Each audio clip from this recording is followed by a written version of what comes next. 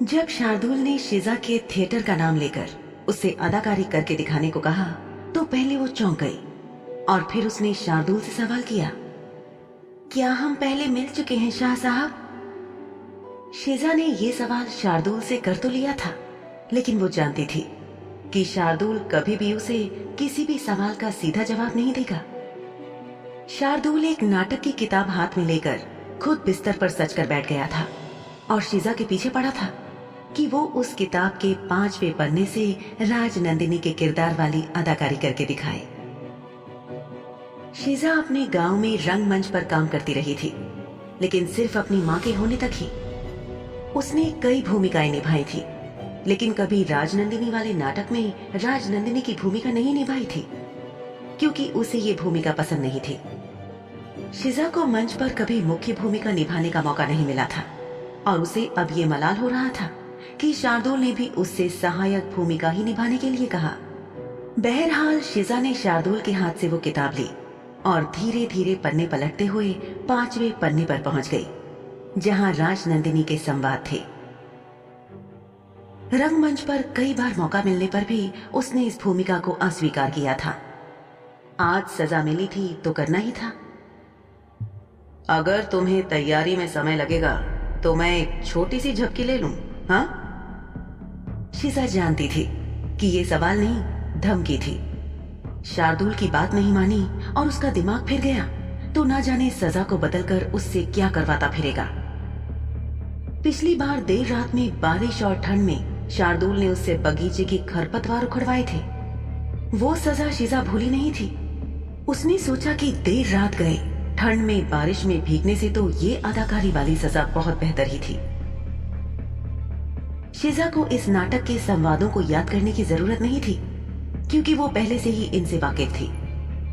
वो सोच रही थी कि इससे कोई फर्क नहीं पड़ता है कि शार्दुल उसकी अदाकारी पसंद करेगा या नहीं। वो कोई टिकट खरीदकर थिएटर में आया दर्शक तो था नहीं जिसे नाटक पसंद आए। इसकी जिम्मेदारी अदाकारों की हो। वो तो बस यूं ही समय काटने के लिए देखने वाला था। खुद को समझाकर शिजा ने अपना गला खंखाड़ना शुरू किया तो शार्दुल बोला, यहां से नहीं, कमरे के उस कोने में, वहां जाओ। वहां कमरे के दूसरे कोने से शुरू करो। शिजा मुड़कर कमरे के दूसरे कोने में चली गई। अपना गला साफ करते हुए वो शार्दुल की तरफ मुड़ी और उसने अपना संवाद बोलना शुरू किया। श्रीमान सूरज राय, बहुत बड़े आदमी है ना आप? कहाँ है? सामने आइए, सामना कीजिए मेरा। नाटक का ये दृश्य बहुत जज्बाती था। शिजा ने अपनी आंखों में कुछ आंसू लाने की कोशिश की। अभिनय करते समय आंसू निकालना उसके लिए इतना कठिन नहीं था, लेकिन वहां बैठे शार्दुल को देखकर यह मुश्किल हो रहा था। शार्दुल इस वक्त बच्चों की सी उत्सुकता और रुचि के साथ देख रहा था। शिजा ने पहले उसे कभी ऐसे नहीं देखा था। उसे देखने के चक्कर में वो अपनी आंखों में आंसू नहीं ला सकी, क्योंकि उसकी तन्मयता भंग हो रही थी। नाटक के इस दृश्य में कहानी के नायक ने अपनी मंगेतर को अचानक छोड़ दिया था। इस मंगेतर का किरदार शिजा निभा रही थी। अभिनय करते हुए वो आगे आई और बिस्तर का पाया पकड़कर उसने पूरे जज्बात के साथ अपने संवाद बोले। श्रीमान सूरज राय, मुझे इस तरह अकेली मत छोड़िए। जब आप मेरे लिए फूल लाए थे तब आपने वादा किया था कि आप हर लम्हा मेरे साथ रहेंगे। फिर आज अचानक ये फैसला क्यों? मुझे मत छोड़िए। अचानक से शार्दुल उस नाटक के दृश्य के बीच में कूद गया, जिसकी शिजा को उम्मीद नहीं थी। वो बोला, मैंने ऐसा कब कहा था? हकलाती हुई शिजा ने बड़ी मुश्किल से उन पंक्तियों को याद करने की कोशिश की जो अब याद ही नहीं आ रही थी। शिजा बोली, लेकिन शार्दुल बिस्तर पर बैठा बैठा नायक का किरदार निभाने लगा था। उसने शिजा से अभिनय जारी रखने के लिए हाथ के इशारे से कहा और वो अगला संवाद बोला। लेकिन क्या फूल देने का मतलब शादी का वादा करना तो नहीं होता? तो क्या इसका मतलब यह है कि उन फूलों का आपके लिए कोई मतलब नहीं था? आड़ू के पेड़ के नीचे की हमारी मुलाकातों के मेरे सारे लफ्ज आपने हवा की तरह उड़ा डाले। आप ऐसा क्यों कर रहे हैं श्रीमान सूरज रॉय? क्या मेरी भावनाओं का आपके लिए कोई मोल नहीं था? शिजा को थोड़ा अजीब लग रहा था। उसने शार्दुल को देखना शुरू किया। उसने 2 सेकंड के लिए ये सोचकर इंतजार किया कि वो यहाँ अपने संवाद बोलेगा, लेकिन जब शार्दुल चुप रहा तो उसने अपने संवाद जारी रखे। मैंने जब से आपको देखा है सिर्फ आपको प्यार किया है। हालांकि शुरुआत में हम दोनों ही एक दूसरे को पसंद नहीं करते थे, लेकिन आपके मीठे व्यवहार के कारण मैं आपको पसंद करने लगी। मैंने सोचा। शार्दुल ने तकिए को अपने से दूर धकेल दिया और बिस्तर से नीचे उतर गया। फिर अपनी आवाज को बदल के बोला, क्या सोचा तुमने? बताओ मुझे जरा। श्रीमान सूरज रॉय। आगे के संवाद शिजा भूल गई। उसने एक कदम पीछे लिया और नाटकीय रूप से फर्श पर गिरते हुए अपना चेहरा छुपा लिया। आगे क्या था? पढ़ने के लिए उसने जल्दी से पन्ने पलटे। शार्दुल को उसकी हरकत देखकर हंसी आ गई, पर शिजा देख नहीं सकी क्योंकि उसने अपना मुंह छुपा रखा था। उसने और भी नाटकीय ढंग से कहा, अब आप ऐसी दिल तोड़ने वाली बातें भी करेंगे जैसे आपको नहीं पता कि मैंने हमारे बारे में क्या सोचा। शिजा ने अजीब सी ऊंची आवाजें निकालकर नकली रोना शुरू कर दिया। ओह, अब मैं क्या करूंगी? कहाँ जाऊंगी? इस भरी दुनिया में एक शख्स था जिसे मैंने अपना माना था, अब वो भी किसी दूसरी महिला से शादी कर रहा है। क्या मैं काफी नहीं थी? शिजा के लिए अब अपनी आंखों से आंसू लाना कम मुश्किल काम था, क्योंकि वो अभी शार्दुल का सामना नहीं कर रही थी। किसी अनजाने अजीब कारण से शार्दुल के सामने छोटे आंसू लाना शिजा के लिए बहुत मुश्किल था, और उसे ऐसा महसूस हुआ कि ऐसा करके वो एक तरह से शार्दुल से झूठ बोल रही थी। लेकिन ये तो नाटक था। फिर भी शिजा के लिए शार्दुल की आंखों में आंखें डालकर झूठ बोलना बहुत मुश्किल था। शार्दुल चलकर शिजा के पास गया, अपना अगला संवाद बोला।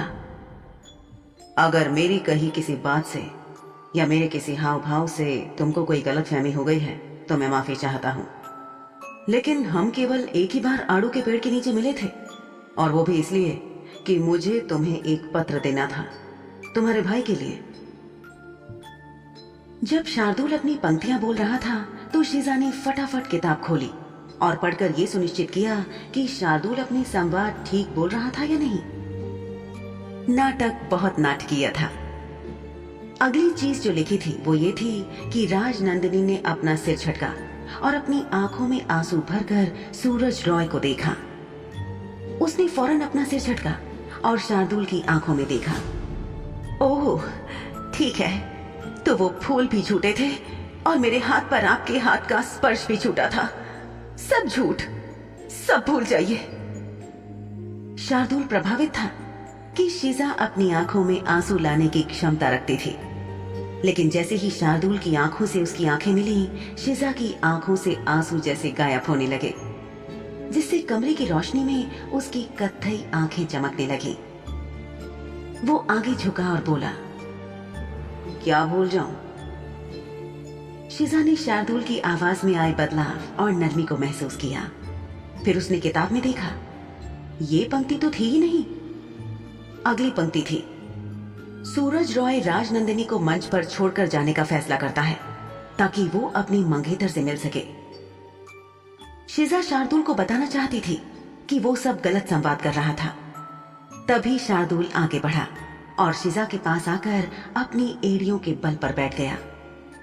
उसने शिजा की आंखों में देखते हुए कहा, अभी अभी मेरे लिए अपनी भावनाओं को कबूल करने के बाद तुम मुझसे कैसे कह सकती हो कि मैं ये सब भूल जाऊं?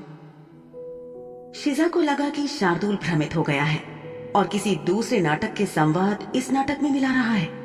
उसने शार्दुल को चेताया, मालिक, ये संवाद नाटक में नहीं है। क्या तुम जानती हो कि तुम्हारे मुंह से इकरार के लफ्ज सुनने के लिए और तुमसे इजहार करने के लिए मैंने कितना इंतजार किया है? शार्दुल ने उसके बहुत करीब आकर हौले से उसके कानों में ये बात कही। ये चाशनी में डूबे लफ्ज कहते हुए शार्दुल ने अपना एक हाथ शिजा के गाल पर रख दिया। शिजा बर्फ की तरह जम गई। शार्दुल की आंखें एक पल के लिए भी उसके चेहरे से दूर नहीं हो रही थी। शिजा ने शार्दुल को याद दिलाया कि वो भूल रहा है, लेकिन वो तो शिजा की बात को पूरी तरह से दरकिनार कर अपनी मर्जी से कुछ भी संवाद बोले जा रहा था। शिजा ने भी यही करने का फैसला किया। नाटक की किताब में लिखे संवादों को छोड़कर उसने एक सुरक्षित सवाल किया। इस बात से आपका क्या मतलब है? क्या तुम्हें समझ नहीं आया कि बस तुम ही थी और कोई नहीं, बुद्धू लड़की? किसी और समय पर उसे बुद्धू बुलाने के लिए शिजा निश्चित रूप से गुस्सा हो जाती, लेकिन इस वक्त नाटक चल रहा था और वो किसी भी कीमत पर अपने को कमतर अभिनेत्री साबित होने नहीं देना चाहती थी। ये दृश्य, जिसे नाटक के हिसाब से जुदाई वाला दृश्य होना था, लेकिन उनके वर्तमान दृश्य में ऐसा लग रहा था कि कहीं ना कहीं अव्यक्त प्रेम से भर गया है।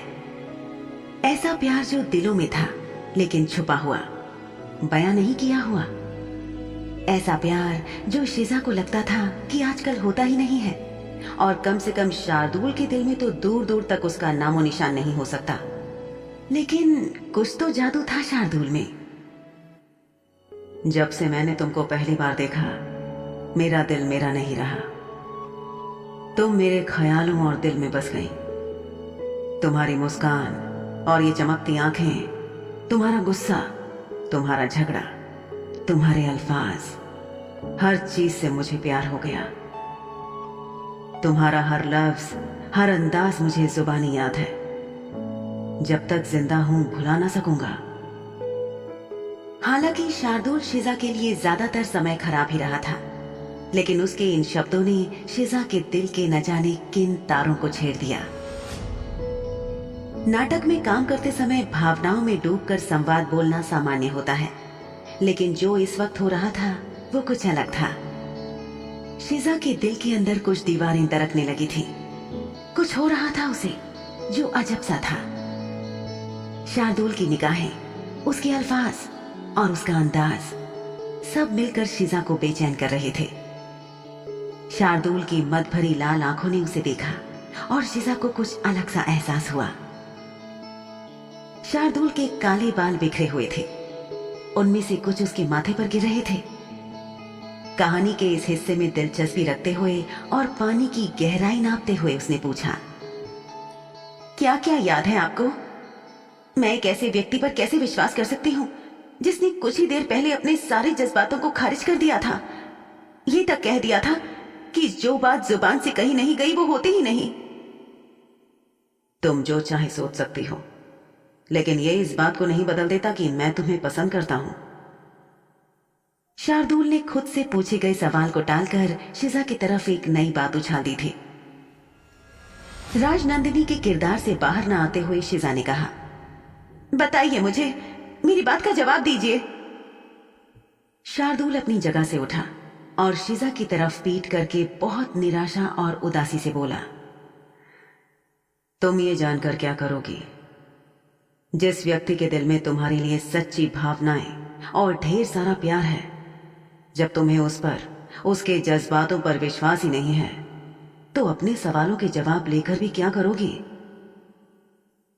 शिजा को समझ नहीं आ रहा था कि अब शार्दुल के पास जाकर कुछ रूमानी या भावनाओं से ओतप्रोत संवाद कहे या फिर क्या करे, क्योंकि वो असली नाटक से बहुत दूर निकल चुके थे। शार्दुल उसे देखने के लिए पलटा। इस बार उसकी आंखों में कुछ ऐसा था जिसे पढ़कर शिजा कांप गई। ये मानना उसके लिए बहुत मुश्किल था। शार्दुल उसके पास आया और बोला, लफ्जों से ज्यादा लोगों के कामों को देखा करो। मेरे लफ्ज नहीं सुने कोई बात नहीं, जो मैंने किया उसे याद करो। मैंने हमेशा तुम्हें दूसरों से बहुत ऊपर रखा है। इतना कहकर वो उसके और करीब झुक गया। उसके मीठे शब्द शिजा के दिल पर असर कर रहे थे। क्या मैंने कभी तुम्हें चोट पहुंचाई है? शार्दुल और आगे आ गया और शिजा के चेहरे के इतना नजदीक था कि उसका दिल जैसे बादलों की तरह गड़गड़ाहट कर रहा था। उसने बात को संभालने के लिए वापस वर्तमान में आना ठीक समझा। मालिक, मालिक। अब ये क्या है बीच में? शार्दुल एक कदम और आगे आ गया। अब उसकी सांसें शिजा के गाल को छू रही थी। शिजा की आंखें नीचे की ओर थी। उसका सिर अभी भी झुका हुआ था। उसे समझ नहीं आया कि वो क्या कहे। वो हम किताब में लिखे संवाद नहीं बोल रहे, हम। कोई बात नहीं, वैसे भी वो कहानी काफी घटिया है नन्ही चिड़िया। भला वो क्या नाटक हुआ जिसमें अपने प्यार को साफ साफ मना करने या स्वीकार कारण की ताकत ही नहीं है। खामखा बेचारी लड़की फंसी हुई है। शिजा को हल्का चक्कर आने लगा था। शार्दुल उससे एक कदम दूर हुआ तो उसकी जान में जान आई। तुम एक अच्छे अदाकारा हो। आप खुद भी बुरे अभिनेता नहीं हैं मालिक, बल्कि काफी अच्छे हैं। इस बात से तुम्हारा क्या मतलब है? बेशक मैं बेहतरीन हूं, इसमें तो कोई शक है ही नहीं। इतना कहकर शार्दुल वापस जाकर बिस्तर पर बैठ गया। वहां बैठकर वो शिजा को घूर रहा था। शिजा ने अपनी नजरें झुका ली।